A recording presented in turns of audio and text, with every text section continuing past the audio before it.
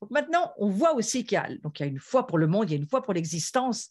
C'est important, alors que nous allons nous propulser dans la gloire dans quelques cours. Je crois qu'il faut saisir qu'il nous faut cette foi, parce que la foi, c'est un préliminaire à la gloire, mais c'est aussi un préliminaire à l'onction. On va faire tout un voyage dans l'onction avant d'aller dans la gloire, dans les cours qui vont suivre. Donc, je veux vraiment appuyer sur le fait qu'il y a une foi pour le monde, il y a une foi pour l'existence, mais il y a aussi la foi pour la vie. Et c'est là le dernier miracle dont parle notre texte de chapitre 11 du livre des Hébreux. En fait, c'est par la foi, je vais lire la suite, c'est par la foi qu'Abel offrit à Dieu un sacrifice plus excellent que celui de Caïn. C'est par elle, c'est-à-dire par la foi, hein, c'est par elle qu'il fut déclaré juste. C'est par sa foi que Abel a été déclaré juste. Donc, restons bien sur ces histoires parce qu'elles nous instruisent et elles vont nous éclairer. Les histoires de l'Ancien Testament, c'est les ombres des choses à venir. Donc, il faut laisser ces histoires nous éclairer et nous transformer. Donc, si vous voyez l'histoire avec moi, c'est par la foi que Abel a été déclaré juste, Dieu approuvant ses offrandes, et c'est par elle, toujours la foi, qu'il parle encore, quoique mort. C'est intéressant, on va revoir cette histoire. C'est par la foi aussi, à part on peut lire dans le texte, je ne l'ai pas mis sur le visuel, mais c'est par la foi qu'Enoch fut enlevé pour qu'il ne vit point la mort et qu'il ne parut plus parce que Dieu l'avait enlevé, car avant son enlèvement, il avait reçu le témoignage qu'il était agréable à Dieu. Bon, ça, c'est l'histoire d'Enoch. Et puis ensuite, on va lire ce passage que nous connaissons tous. Or, sans la foi, il est impossible de lui être agréable à Dieu. On ne peut pas être agréable à Dieu. Alors, si on n'est pas agréable, on est quoi? On est désagréable. Donc, je ne vous souhaite pas d'être désagréable à Dieu, parce que ça, c'est une chose qui n'est pas bonne pour nous. Non, la foi, ça va nous permettre d'être juste. Hein. Donc, la foi est importante, car, je relis la fin du verset, il faut que celui qui s'approche de Dieu croit que Dieu existe et qu'il est le rémunérateur de ceux qui le cherchent. Donc, je reviens à mon histoire d'Abel, c'est parce que Abel est habité par une foi vivante que son sacrifice trouve grâce aux yeux de Dieu. C'est pour ça, et c'est surtout que pour que sa vie l'emporte sur la mort, cette mort que va lui infliger son propre frère. Et c'est parce qu'Abel regarde le monde et s'attache au sein de ce monde dans la foi que son geste, même une fois réduit au silence, regardez, le texte le dit, par la mort, eh bien, il peut encore parler. Vous vous souvenez de ce passage dans le Nouveau Testament qui dit que le sang de Christ parle plus fort que le sang d'Abel. N'empêche que le sang d'Abel parle toujours. Donc, ça veut dire que ce texte, c'est par elle, par la foi qu'il parle encore. C'est pas la mort en soi d'Abel qui parle, mais c'est la foi, le sang d'Abel. Le sang, il représente la foi qu'a eu Abel, et quand il lui a amené ce sacrifice qui a plu à Dieu, de lui amener cet agneau, ça voulait dire quoi cet agneau? C'était une préfiguration de Christ. Je pense que papa Adam et maman Ève avaient expliqué les choses en disant, il ne faut pas nous glorifier de ce que nous faisons, il faut adorer Dieu pour ce qu'il est et lui amener un sacrifice qui le glorifie lui. Or, vous savez très bien dans l'histoire avec Caïn, que Caïn, lui, il avait envie de montrer à Dieu tout ce qu'il savait faire et qu'il ait un petit compliment de la part de Dieu de ses œuvres fait avec ses mains. Ça n'a pas très bien plu à Dieu finalement. Donc, ce que Abel nous rappelle, c'est que nous devons, par la foi, offrir à Dieu des sacrifices qui sont agréables à Dieu. Donc, simplement, qui rappelle que Dieu, il a tout fait, que c'est lui qui est le créateur, que c'est lui qui donne la vie, que c'est lui. Il faut de la foi pour ça. Il faut de la foi pour croire ça. Il faut de la foi pour croire, comme Noé, une fois pour que le monde puisse continuer de tourner, une fois comme Abraham, pour que l'existence continue même au travers. Regardez son histoire avec Sarah, hein, les corps étaient morts, les corps n'avaient plus rien à donner. C'est juste l'histoire qu'on lit plus loin dans le chapitre 11 des Hébreux. Ils avaient, je crois qu'on le revoit après, des corps nécrosés qui sentaient la mort. Eh bien, écoutez, ils ont pu donner la vie. Ça demande de la foi quand même. Hein.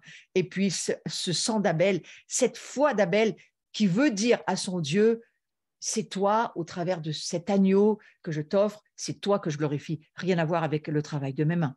Ouais.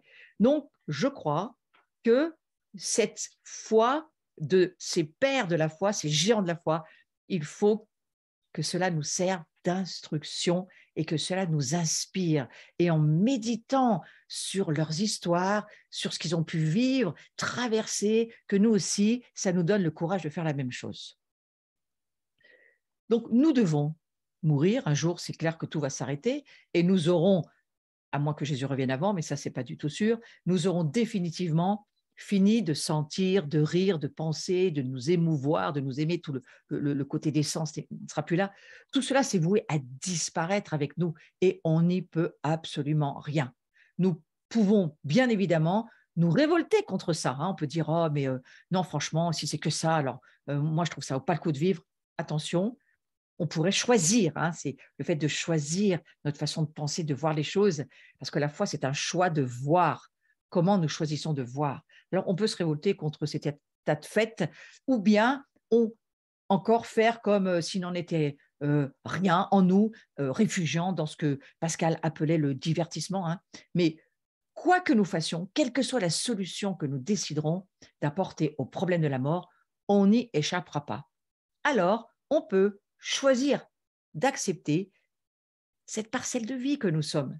Et moi, je parle à tous ceux qui, peut-être sur le replay, vont m'écouter, vous n'avez pas fait le choix de Dieu, vous n'avez pas fait le choix de la foi, vous n'avez pas fait le choix de vous dire, mais moi, je suis pas vraiment sûr que c'est Dieu qui a créé tout ça, que c'est vraiment lui qui est créateur du monde, de la vie, de mon existence, de même la vie après la mort. Est-ce que c'est vraiment lui? Est-ce que c'est… Eh bien oui, on peut choisir d'accepter que cette petite parcelle de vie, ce petit temps que Dieu nous accorde, qui nous est donné, finalement, ça devienne pour nous une chance, moi j'ai envie de dire une opportunité absolument infinie et gigantesque de Dieu. Donc, nous pouvons, c'est ma réflexion sur ce cours, nous pouvons choisir de voir. J'aurais pu mettre une autruche, la tête dans le sable et dire « je veux rien voir ». Mais nous pouvons choisir de voir. Nous pouvons aussi choisir de voir dans ce petit moment crucial durant lequel nous occuperons ce petit moment de vie, on peut choisir de voir une grâce incomparable et en vivre. On peut choisir de vivre avec, en dépit de la mort, parce que la foi nous permet de découvrir que notre vie est toujours porteuse d'éternité. Pour peu que nous sachions écouter et que précisément elle est toujours capable de vie, de confiance et d'amour, cette vie, bien sûr. Hein. Et c'est alors que notre vie limitée, faible, mortelle, elle pourra devenir elle-même féconde et porteuse de vie. C'est un choix de le croire.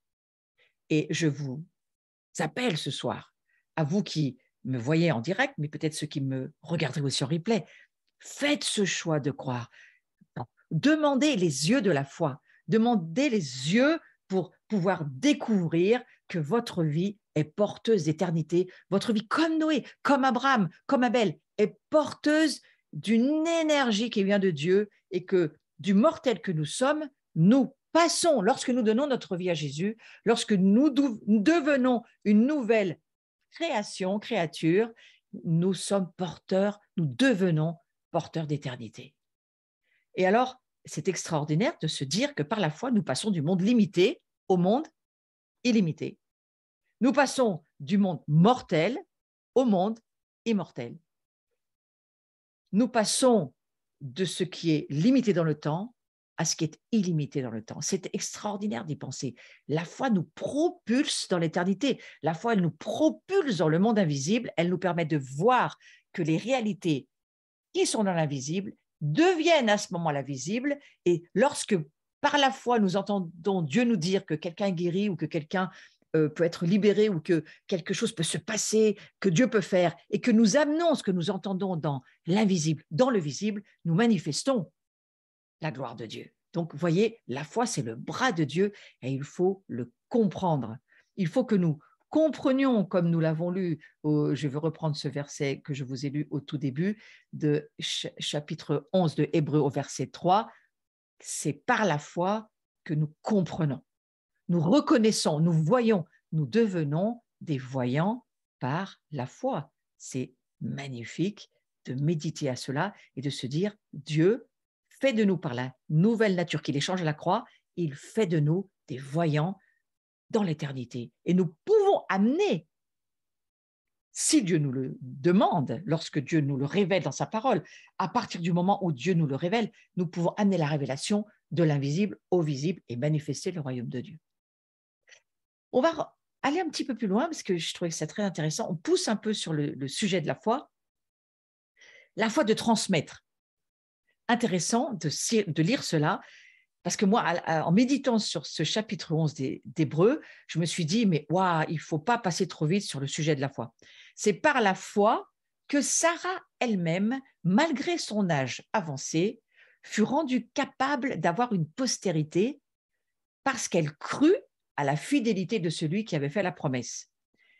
C'est pourquoi, d'un seul homme déjà marqué par la mort, naquit une postérité nombreuse, c'est la suite, comme les étoiles du ciel, comme le sable qui est sur le bord de la mer, qu'on ne peut compter. Ça, c'est le texte Hébreux 11.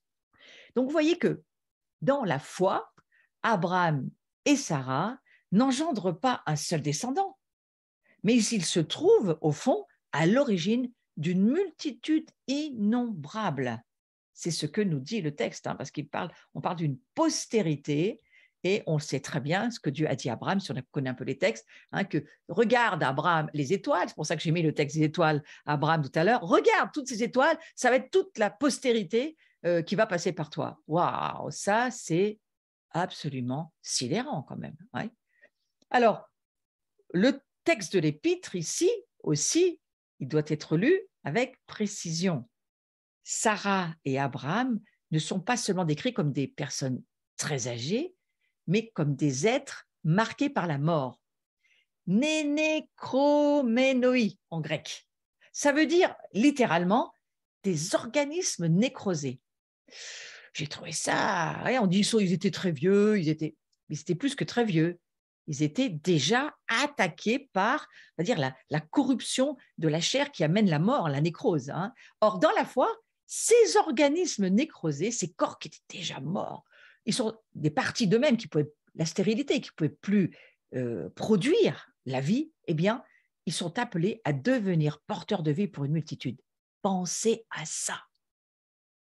Vous croyez que Dieu nous l'écrit bon, peut-être. Non, il nous l'écrit pour que ça puisse nous éblouir.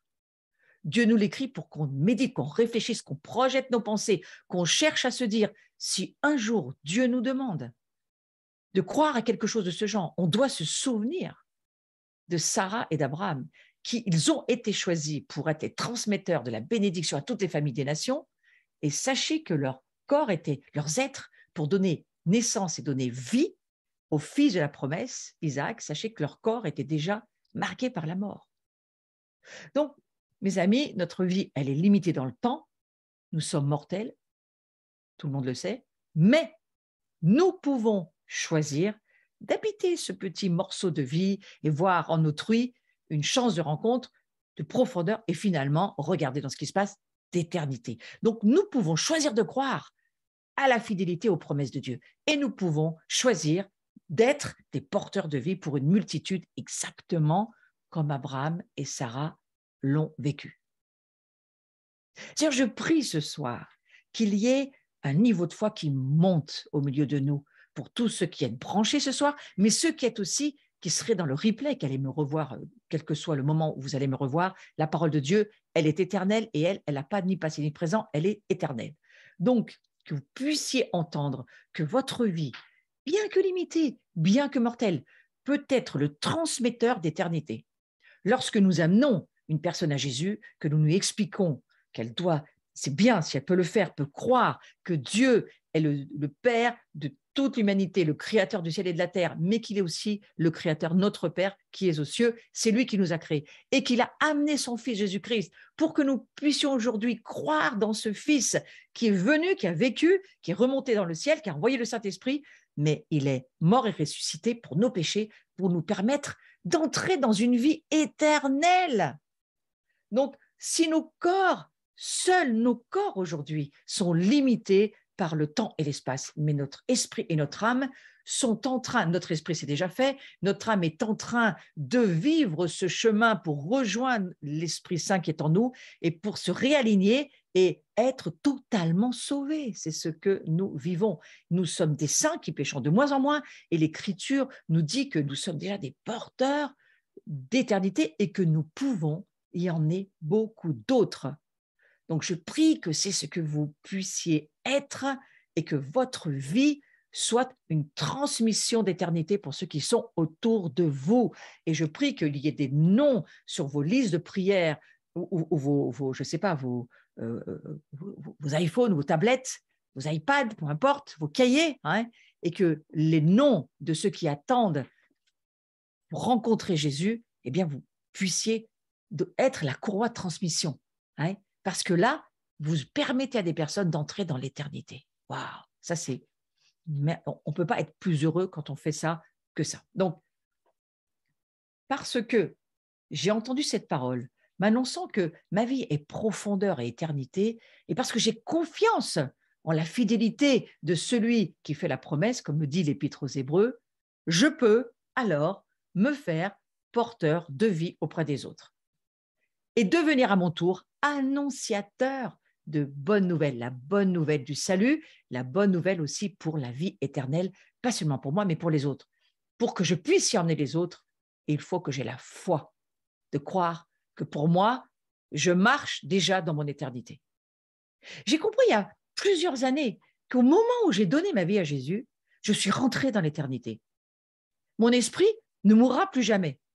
Mon âme ne fait que s'améliorer et écoutez, elle travaille cette âme à suivre l'Esprit Saint. Alors, ce n'est pas toujours facile, hein, je suis d'accord avec vous que parfois l'âme, elle est fatiguée, parfois l'âme, elle n'en peut plus, parfois l'âme, elle en a marre, mais Dieu s'occupe de nos âmes et il nous aide à faire que nous, voilà, par la foi, nous avancions et que nous n'abandonnions jamais ce que Dieu nous dit. C'est ce que je souhaite à chacun ce soir, hein. N'abandonnez jamais ce chemin qui s'appelle Jésus. On a le Saint-Esprit pour nous aider à avancer. Et quand ça ne va pas, vous tirez la sonnette, vous lui demandez de vous aider, vous priez, vous mettez à genoux. Il va toujours venir vous aider, Dieu.